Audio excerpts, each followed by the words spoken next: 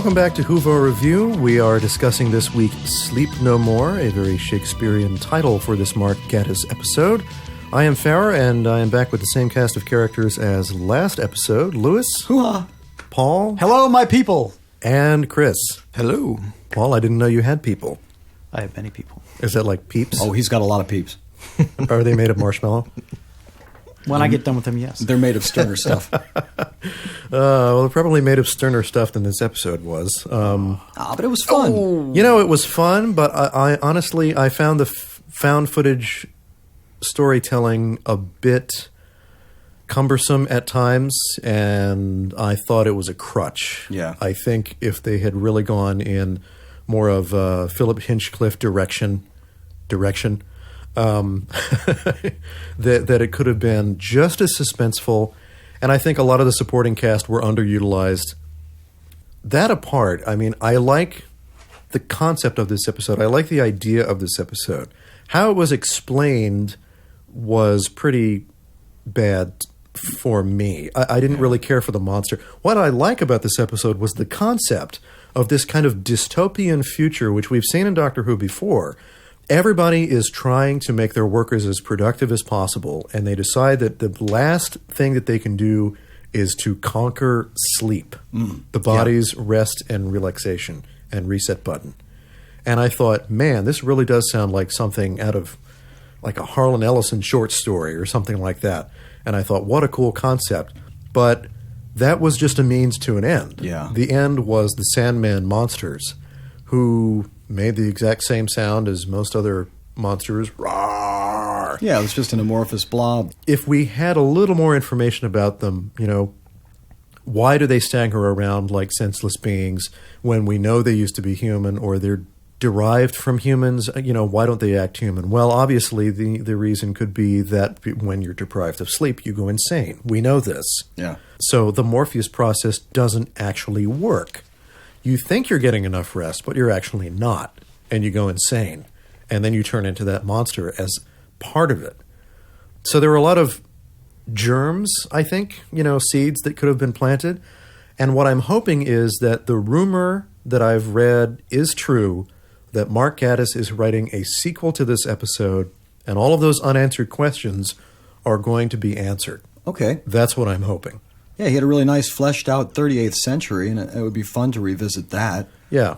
And I see a parallel between the Ood and the Grunt 474. Oh, yeah. Because the last time I saw the Doctor leave a period of time and a place where there was, explained to us on screen, a slave race. Right. I thought, man, that's not right. He can't possibly do that. He's the Doctor. And what happened? We got an episode later where the Ood were revealed, and he saved them. You know, they're sentient beings, and they're, you know, they're their own people now.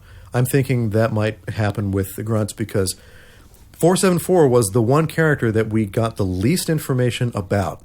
And so to my mind, that's the one character that needs to be fleshed out the most if we get a sequel to this episode. Or more than one sequel. Like you said, that's a rich 38th century that we could have gone to, a rich vein of material that could be mined for a lot of good things to happen. I think this was the production team trying to push the boundaries and push the fans out of their comfort zone.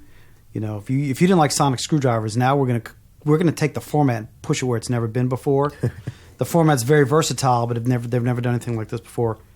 I think it's also kind of like this is a sneak peek of what we could do. If you didn't like this, just imagine what we're gonna potentially do next. You know, it wasn't that different from Blink when it comes down to it. You know, in terms of, oh, here's the glimpse of the Doctor, you know, or Love and Monsters, where, you know, we've got the Doctor sort of as a guest of this episode, but obviously they put him front and center. They gave him more time than the supporting cast. Well, on the other hand, the found footage aspect of the episode did clue the audience into one thing that nobody figured out right away, which was that as soon as Clara was in that Morpheus machine, she became part of that system. Right. Which even the Doctor didn't know right away. Yeah, so will that be part of her downfall?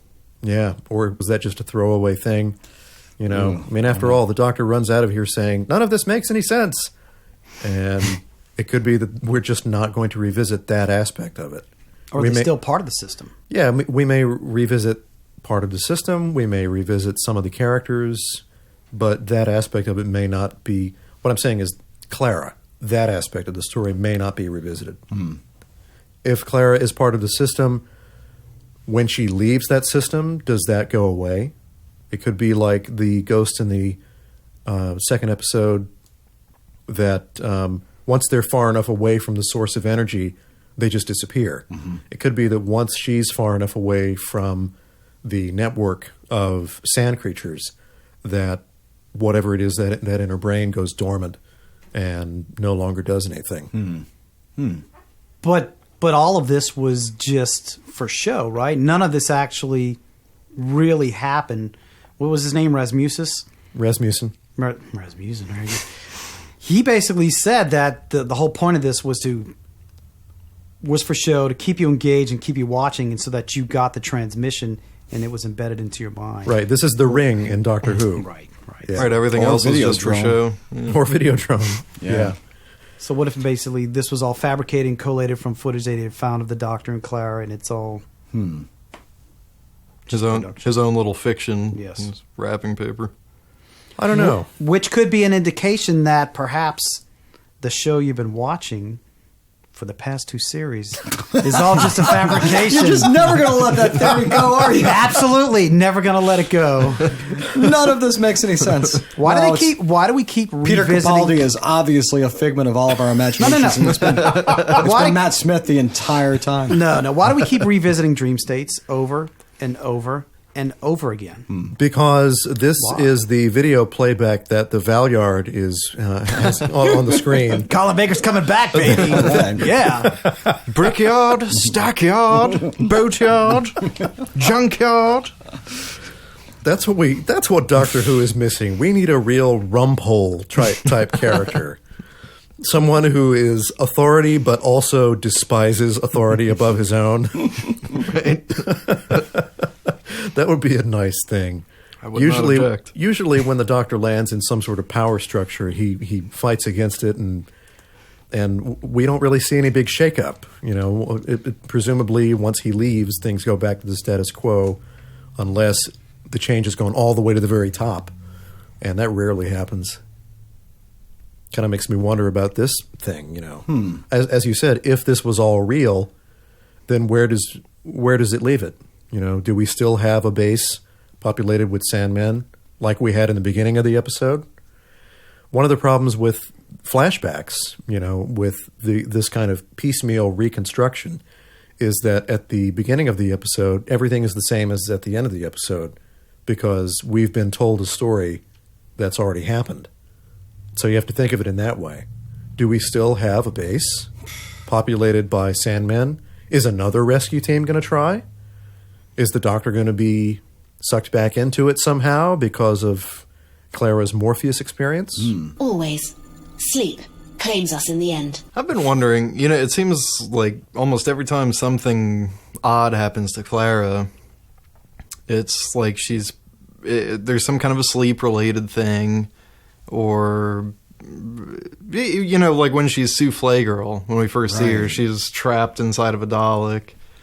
Is that why she later keeps... on Missy traps her in a Dalek, but she's aware of it. But Yeah. and then in this story, there's the sleep thing, and then in Last Zygon Christmas, inversion, right? She was stuck in the pod while the right, that, and then in the Christmas thing, she had the face hugging spider monster thing.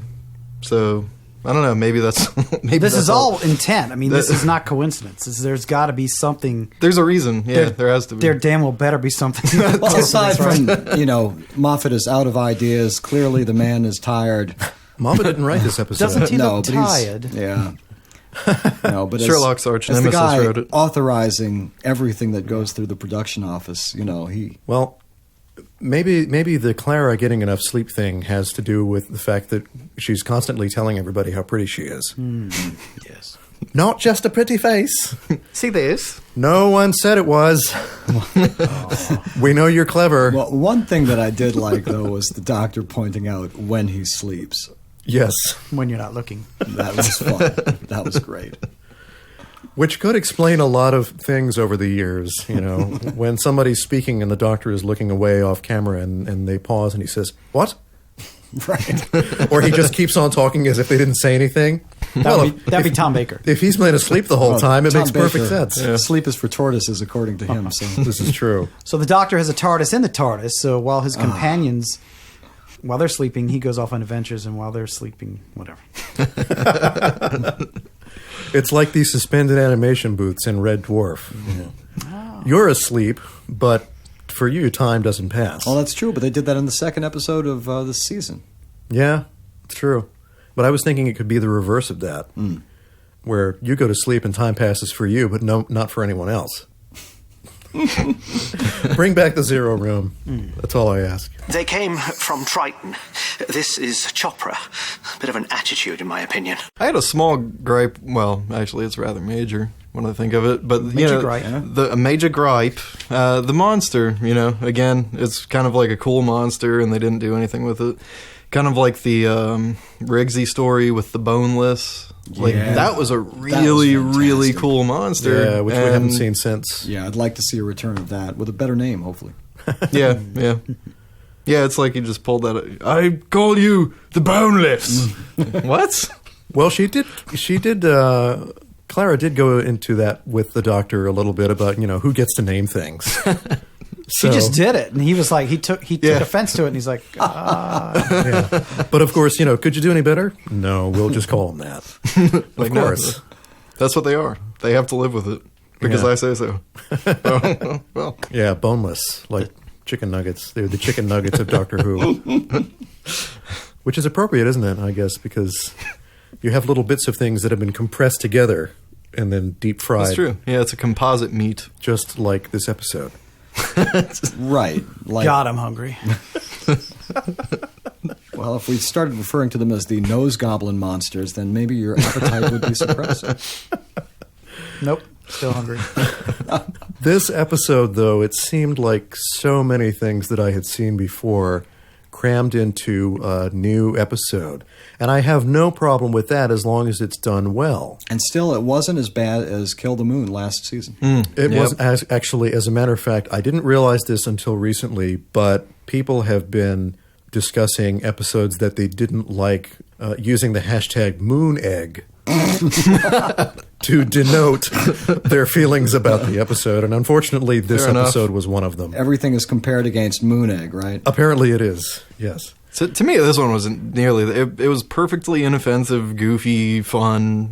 I enjoyed it, but I never really need to and rewatch it. Magic Forest particularly. was actually worse than Moon Egg. Yeah, that was. that that was was The terrible. Forest of the Night? Yeah, Yeah. 90% of Moon Egg was great. Yeah. It was the ending. It was the resolution. Yeah, it was the ending that they failed. The twist that wasn't a twist. And the Forest episode was just bad all around. Yeah, I agree. Speaking of twists, how many people were actually expecting that Rasmussen was a sand creature?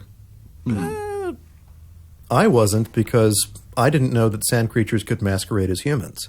I suppose his bluster about this being the ultimate evolution of humanity was possibly part of that. I don't know. It's kind of half-baked. Best not to think about it too deeply. I wasn't shocked by it, but I mean, yeah. It was I don't more know. the twist I of the didn't fact think that the about whole it too thing much. was a fabrication was more of a twist, and that was Yeah. just kind of like the icing. Yeah, I hate to say that it. was a cool twist too. I hate to say it, but at the end where Rasmussen, who by the way worked with Gaddis in the League of Gentlemen, it should be noted, Okay. and did a fine job. And he played Troughton in Yeah, Adventure in that's Space and true. Time. Space and Time, Yeah, yes, he did. did a fine job there. Fine accent, at least. So he is a good actor. We know this. But at the very end, when he was talking about, I did try to make it exciting for you with all the, all the little things. I wanted to make you excited. Both my wife and I were sitting on the couch and said, "You didn't. You failed." The real problem I have with this, though, is like most of Mark Gaddis's episodes, the good ones I can overlook the lack of science. The bad ones, it really gets in the way. Most of dust is not skin cells. Skin cells contribute to dust, yes, but that is incorrect. And by the 38th century, they should have known this. Yeah. And the doctor should know this. The stuff that is in your eye, when you wake up, is partly dust. It's partly a discharge, and it's partly tiny little bacteria that live their entire life cycle at the root of your eyelashes. It's Oh, not. bugger. It's not just dust. So it was very hard for me to get past that because I thought, Well, oh, yeah, just like the Here- Moon Egg episode where there's a scientific, just really wrong-headed fallacy at the heart of the episode. Right. It's just, it goes against, well, suspension of disbelief. It's very difficult to suspend. And if audiences in 2015 know this, then surely people in the 38th century and someone of the Doctor's scientific expertise should know this. It's tough. I really wish that maybe not a scientific consultant needs to be on the show's staff, but I mean at least Somebody with Google? Somebody with right. Google. Just somebody to remove that kind of premise. A script editor could do it, you know? Yeah, that's true. Just to keep the show clean and prevent bad test scores the next week.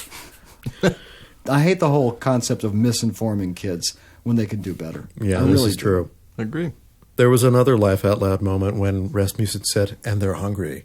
And at the exact same time, I went, "Oh, so hungry." And then he did it, and I thought, "No, you're not supposed to do that. That's too. That's a huge cliche. It's cliche. No, You're no. not supposed to do that." But on the other hand, was this episode purposely cliche in the found footage aspect, in the monster Well, he's giving himself a pass, isn't he? in rubber suits? He's giving himself a pass. Yeah. The whole idea of it being, just some diverting stuff for you to watch while the signal goes through your brain. Yeah, and what does that mean? Does that mean that Rasmussen is not a good filmmaker? No, it means Mark Gatiss is a hack writer. But what if Gaddis did it on purpose because Rasmussen To is prove supposed that to be he's a hack writer. a scientist and not a good filmmaker? But it's brilliant. It's brilliant in its non-brilliance. Yeah. It's like the Dada. The episode where Gaddis got turned into a giant monster at the end. Remember that? What was that called? The Lazarus experiment? Lazarus, yeah. Did he Well, write that too? No, that was not one of his. Okay, that's what he I just thought. he was just acted in it, right? Yeah. Well, that was awful too. Yeah, that was. That means that, to his credit, Mark Gatiss is not the only person to put a bunch of pseudoscientific garbage in Doctor Who. Well, no, obviously not. Oh, yeah. But on the other hand, okay, let's compare this to Robot of Sherwood, where the magic golden arrow saved the day. Right. That was distinctly a comedy episode.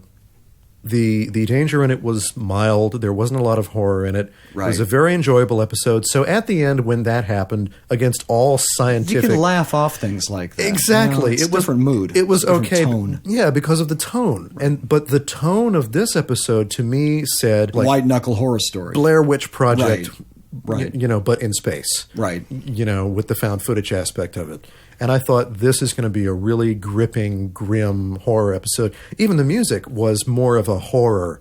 It was more screeches and sound effects as opposed to a usual underscore, which just kind of heightened the creepy atmosphere of it. And I thought, man, this is going to be really good. But for some reason, it just kind of fell flat. The action was there, but it didn't grip me. Yeah. The pacing, I think, was okay. I mean, suffers badly in comparison to the other Siege episode earlier this season. yeah. So I wasn't bored with this No. episode, but it just didn't grip me. I think part of what it suffered from was the fact that this found footage episode, they were constantly, not constantly, but always looking directly at the audience. You kind of, I don't know, I didn't feel their sense of threat or anything. I don't know. It's just if you would That's have true. I tell you what, though, I did feel the singe of the attack eyebrows as the Doctor looked right at the viewer for the Yeah. first time, I think, ever. Yeah. Right? Well, no. In Capaldi's era, really? Yeah. Yeah. He's done that before? Yeah. He did it. He did it when he was explaining Oh, you're right. that fourth wall moment in the beginning of the episode where he was there with the guitar. Right. The whole effect of Beethoven. Yes. Being Yeah. He was written talking. He by was talking him. about what is genuine history. Right. The Beethoven thing. Yeah. He broke the fourth wall in the episode where he was talking about who wrote Beethoven's Fifth. before the flood. Yes. Thank you. Right. And in this case, he's supposed to be staring at Clara anyway. Yeah. Right. I think one of the problems, though, is that if you have actors who are used to acting not to the camera, and then you try to get them to act to the camera, you get a different performance from them. True. And my wife likes to call it schmacting. I don't know. There was a lot of schmacting for the camera, where I think it was kind of trying to play up the danger.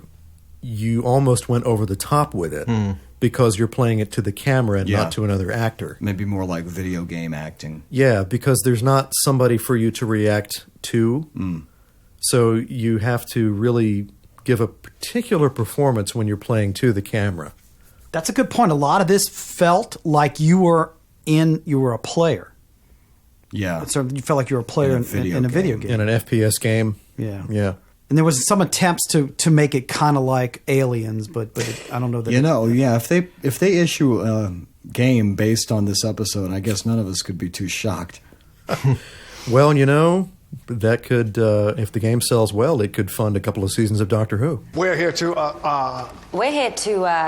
assess stress. stress. In this, did we get any of this perspective from inside the TARDIS? No. No, all we saw was their own personal viewpoints and security cameras from the station. I don't think the TARDIS was in this episode at all. Yeah, I don't even think we saw him walk out of it. No, I don't Did think we? that. We didn't even hear it. The TARDIS was never seen, I don't think, ever No. in this episode. We came across the Doctor and Clara in the corridor, and that was it. And then when they left, he walked through the door. Is that when we saw the TARDIS? At the very end, when they were leaving? If then, yeah. Or did they just walk off screen? I can't remember. I think they just walked off screen. Yeah. So we really don't have any evidence that this is actually anything. Technically, no introduction. It was a one-parter and a series of two-parters. Yeah. There's nothing that really indicates that this actually really Links really to happened. anything, right? No, this It was a episode. fabrication. This episode could have been placed anywhere in this season or last season, or anywhere in Capaldi's tenure, really. Which kind of makes me think, why didn't Mark Gatiss finish the script? It seemed a little unpolished to me. Yeah. I got the impression that they were so in love with the found footage look that they got distracted. I can only imagine. I was watching this episode 10 feet away from the screen, and I can only imagine if I were looking at this like in a movie theater, I would have been sick with all the panning around of the found footage. I thought, whoa, this. And I was wondering if they were going for more of that immersive experience.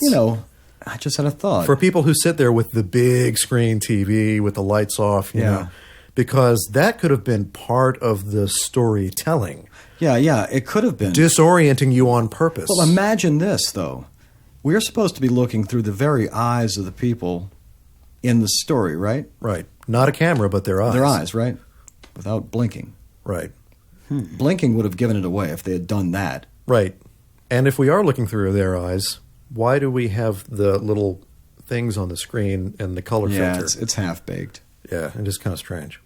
Or is that just an artifact of the Morpheus process? Well, I would say that's part of the recording of their brainwaves or something. I mean, I could see that's part of the technology used to intercept the recording or what have you. But what the we're fact seeing that is they're the not artifact blinking, of an apparatus. Right. But you're looking Right. from the perspective of the sleep in their eyes, not their eyes. So that's outside their eyes.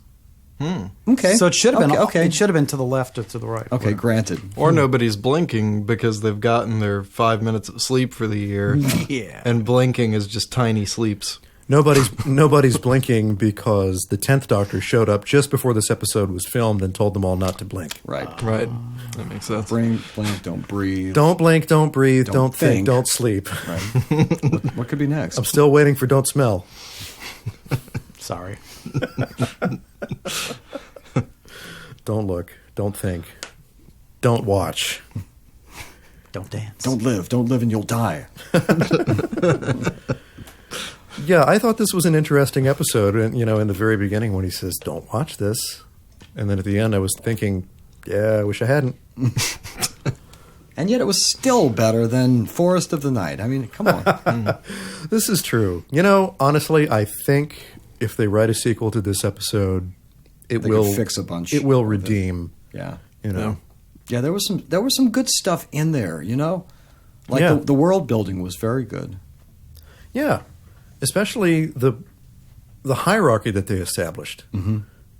The grunts, Yeah. the rescue team, the scientists. That was a very colorful and deep world that I think deserves to be written more into. The grunt, I thought in particular, was an intriguing character. We got just a tiny little snippet of where these grunts are from. Yeah. But we saw the thing where the grunt was attached or attracted perhaps to Chopra. That raises questions, though. I mean, if you have bred out the intellect of these grunts to where they basically have the mind of a child, but the strength of, like, a gorilla, have you also bred out certain emotions? Or do they only feel them in the context of perhaps a young child? Yeah. You know, Yeah. young children can be attracted to something that's pretty, you know, or shiny or whatever. You know, they could look at Chopra and say, oh, Chopra, pretty. But that's all we got. We didn't Right. get any more insight into that character. Why was 474 saying that? And I think it deserves... Aside from a tribute to Kondo from Brain of Morbius and... Yeah, it might have been. Which, of course, Brain of Morbius is another example of Doctor Who taking bits and pieces of things that we already know and stitching them together and making them enjoyable. intended. yeah. Quite And literally. making them enjoyable. I think this episode fell short. It wasn't a bad episode, but it wasn't... Right. It was an average episode in a season of really good episodes. Yeah, and I think that's the problem that a lot of fans have. A lot of fans are really slagging this episode. And I'm Right. thinking, no, it's not that It's all bad. relative. It's just...